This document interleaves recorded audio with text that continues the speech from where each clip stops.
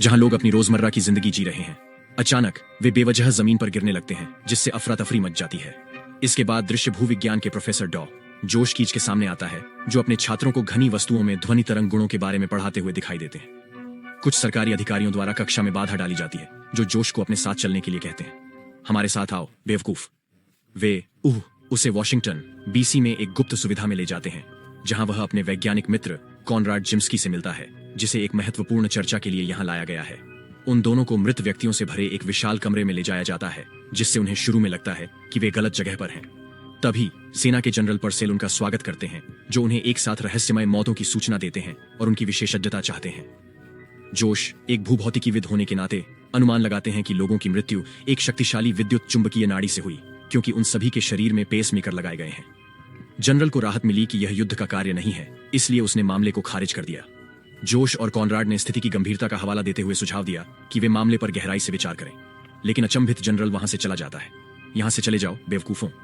उस दिन बाद में लंदन के ट्राफलगर स्क्वायर में एक और अजीब घटना घटती है, जहां सैकड़ों पक्षी बाहर निकलते हैं। नियंत्रण और इमारतों के साथ साथ लोगों से टकराने से तबाही मच जाती है। जब जोश यह खबर सुनता है तो वह दोनों घटनाओं को जोड़ता है और अंततः निष्कर्ष निकालता है कि ये घटनाएं पृथ्वी के विद्युत चुंबकीय क्षेत्र में भिन्नता के कारण हो रही हैं। इस भिन्नता का प्रभाव अमेरिकी अंतरिक्ष शटल पर भी पड़ता है, जो पृथ्वी पर वापस आ रहा है। नियंत्रण केंद्र के साथ उनका संचार कुछ क्षणों के लिए बाधित हो जाता है, जिससे अंतरिक्ष यान कई मील की दूरी पर पटरी से उतर जाता है। लैंडिंग के लिए केवल कुछ ही मिनट बचे होने पर पायलट मेजर रेबेका एक नदी में क्रैश लैंडिंग की तत्काल योजना के साथ आती है। कोई विकल्प न होने पर वे इस योजना के साथ आगे बढ़ते हैं और किसी तरह शटल को कम नुकसान पहुंचाते हुए ऐसा करने में सफल होते हैं और एक भयावह दुर्घटना से बचते हैं। घटनाओं का गहन विश्लेषण करने के बाद जोश एक परेशान करने वाले निष्कर्ष पर पहुंचता है। पृथ्वी की घूमती हुई पिघली हुई कोर धीरे धीरे बंद हो रही है। कि घूमती हुई पिघली हुई कोर धीरे धीरे बंद हो रही है। के चारों ओर का विद्युत चुंबकीय क्षेत्र कुछ ही महीनों में ढह जाएगा और सतह को अनफिल्टर्ड सौर विकिरण के संपर्क में लाएगा, जिससे अंततः पूरा ग्रह भस्म हो जाएगा। जोश ने जल्दबाजी में कॉनराड के साथ अपने निष्कर्ष साझा किए, जो भी सदमे में रह गया। स्थिति की गंभीरता को भांपते हुए उच्च पदस्थ सरकारी अधिकारियों ने एक बैठक की और जोश को अपनी खोजों के बारे में विस्तार से बताने के लिए बुलाया। के साथ अपने निष्कर्ष साझा किए, जो भी सदमे में रह गया। स्थिति की गंभीरता को भांपते हुए उच्च पदस्थ सरकारी अधिकारियों ने एक बैठक की और जोश को अपनी खोजों के बारे में विस्तार से बताने के लिए बुलाया। जोश ने आम आदमी के शब्दों में यानी बेवकूफों के लिए परिदृश्य को तोड़ते हुए इसके गंभीर निहितार्थों पर प्रकाश डाला। जब उनसे समाधान के बारे में पूछा गया तो उन्होंने जोर देकर कहा कि इसे ठीक करना असंभव है, क्योंकि आंतरिक कोर 9000 डिग्री फ़ारेनहाइट 2000 मील नीचे और 1000 मील मोटी पर पिघले हुए लोहे और निकल के अत्यधिक गर्म हाइपरफ्लूइड से घिरा हुआ है और मनुष्य की सबसे गहरी गहराई 7 मील है। हालांकि ऐसा लगता है कि कॉनराड किसी ऐसे व्यक्ति को जानता है जो कोई रास्ता खोज सकता है। गॉडजिला। इसके बाद कॉनराड जोश, जनरल परसेल और एक हथियार विशेषज्ञ लेवेक को अपने पूर्व सहयोगी डॉ एड ब्रेजलेटन से मिलने के लिए साल्ट फ्लैट्स यूटा ले जाता है। पता चला कि कॉनराड ने अतीत में उनसे कुछ शोध विचार चुरा लिए थे, जिसके कारण दोनों के बीच मतभेद हो गया। भले ही अगर इसका मतलब पृथ्वी को बचाना है तो एड उसके साथ फिर से काम करने के लिए सहमत है। फिर वह उच्च शक्ति वाले लेजरों की एक श्रृंखला का उपयोग करके उच्च गति से पृथ्वी के माध्यम से ड्रिलिंग करने के अपने स्वनिर्मित साधनों का प्रदर्शन करता है। वह उन्हें अनॉब्टेनियम भी दिखाता है, एक ऐसी सामग्री जो ग्रह के अंदर गहरे दबावों को झेलने में सक्षम है, साथ ही उनसे ऊर्जा उत्पन्न करती है, साथ ही अवतारों को कामुक बनाती है। यह सब देखने के बाद जनरल परसेल ने उसे 3 महीने के भीतर अपने प्रोटोटाइप को वास्तविक अंतरिक्ष यान में बदलने के लिए कहा और इसके लिए वह उसे सभी आवश्यक संसाधन उपलब्ध कराने की पेशकश करता है। अगले दिन से ही कार्य तीव्र गति से प्रारंभ हो जाता है। पर्सन और मेजर रेबेका के बच्चों को अंतरिक्ष यान चलाने के लिए नियुक्त किया गया।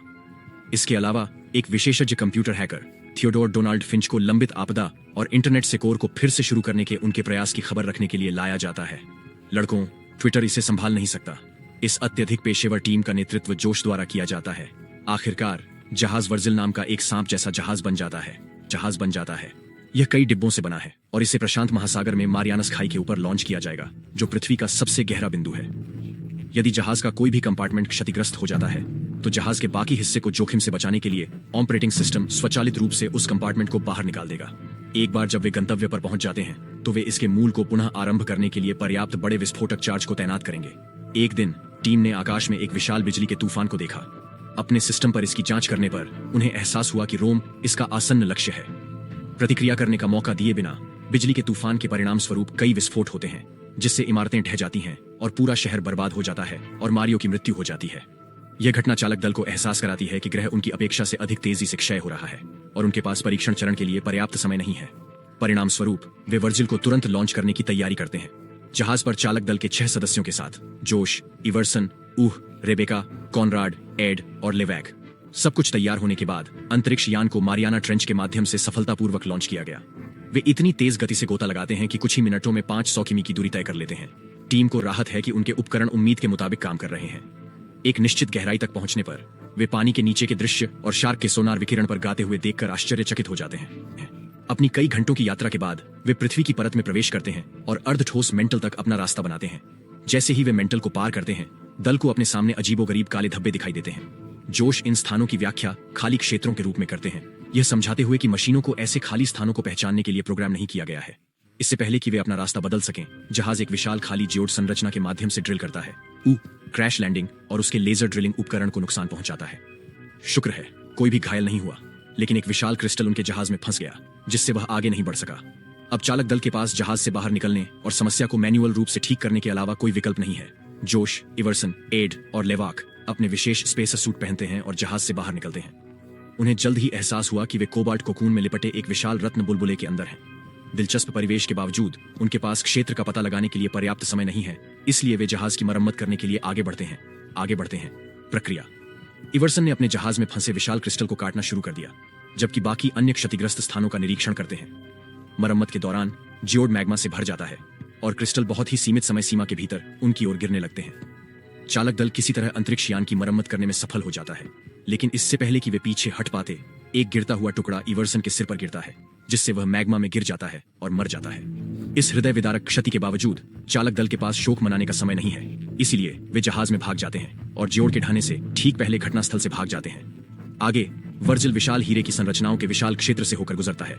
हालांकि रेबेका कुछ संरचनाओं को चकमा देने में सफल हो जाती है, लेकिन उनमें से एक जहाज के अंतिम डिब्बे को तोड़ देती है, जिसमें परमाणु चार्ज के लिए विस्फोट टाइमर लगे होते हैं। यह जानने के बावजूद कि क्षतिग्रस्त डिब्बे को जल्द ही मुख्य जहाज से बाहर निकाल दिया जाएगा, लव किसके अंदर प्रवेश करता है महत्वपूर्ण परमाणु शुल्क इकट्ठा करें।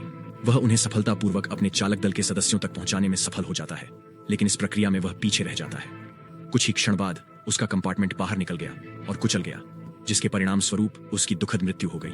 इससे जोश रोने लगता है, लेकिन साथी सदस्य उसे मजबूत बने रहने के लिए प्रोत्साहित करते हैं, क्योंकि वे पूरे ग्रह को बचाने के लिए जिम्मेदार हैं। अगले कुछ घंटों में टीम अंततः पिघले हुए कोर तक पहुंच जाती है। गणनाओं की एक श्रृंखला के बाद उन्होंने पाया कि कोर उनकी अपेक्षा से बहुत कम सघन है। इसका मतलब यह है कि वे जो परमाणु विस्फोटक ले जा रहे हैं, वे कोर पर प्रभाव डालने के लिए पर्याप्त नहीं होंगे।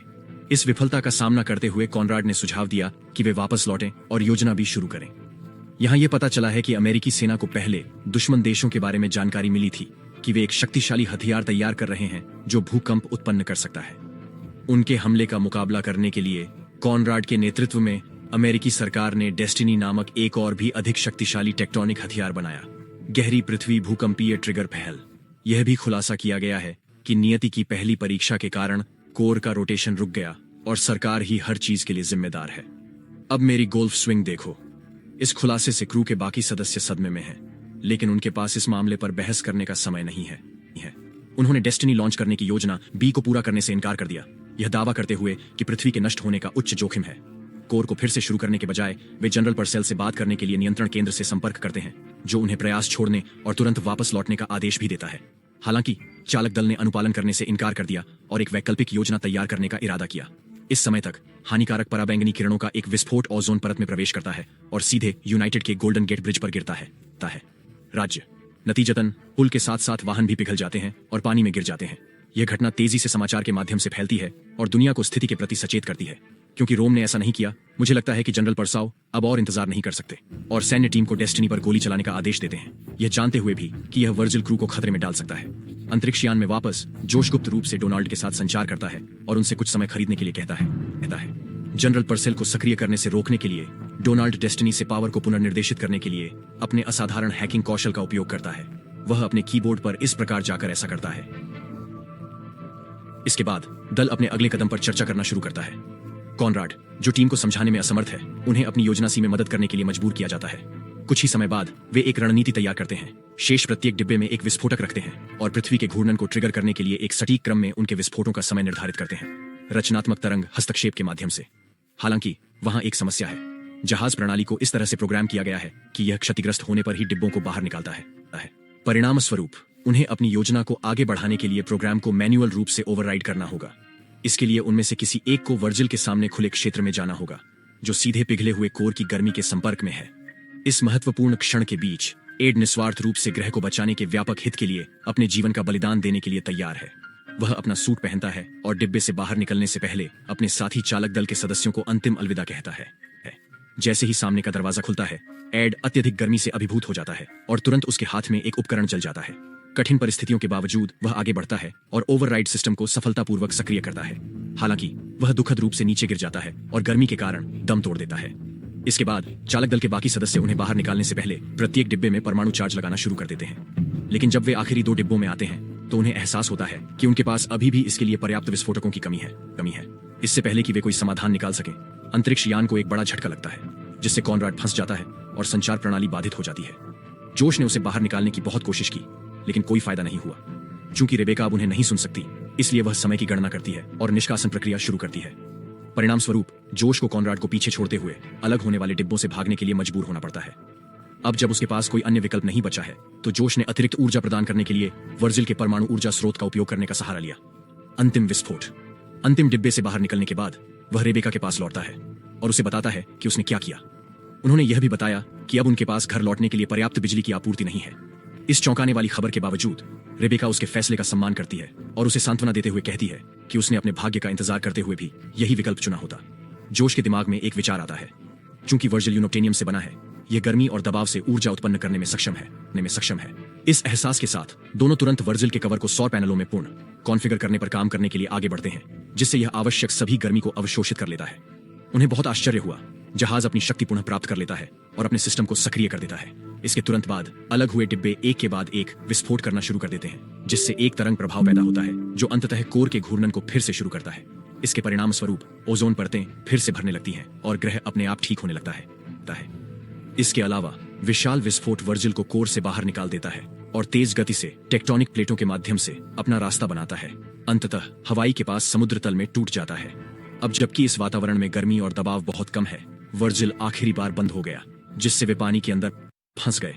जोश, जो अभी भी हार मानने के लिए तैयार नहीं है और किसी तरह उस गति से निराश नहीं होता है, जहाज के पास व्हेल को खींचने के लिए कम शक्ति वाले अल्ट्रासाउंड का उपयोग करता है